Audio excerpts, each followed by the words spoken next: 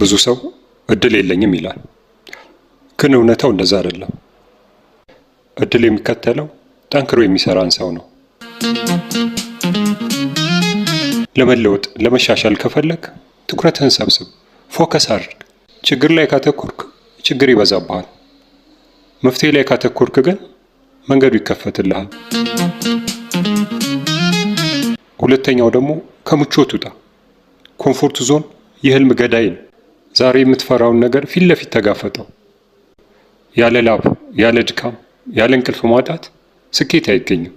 ይህንን ስታደርግም ነገ የምትኮራበት ታሪክ ይኖርሃል። ሶስተኛ፣ የራስህን አቅም በፍጹም አትጠራጠር። አንተ ውስጥ ያለውን አቅምና ልምድ ካንተ በላይ የሚያውቀው የለም። ስለዚህ በአንተ ውስጥ ያለውን ይህን ትልቅ አቅም አንተ ካላመንክበት ሌላ ሰው ያምንልህም።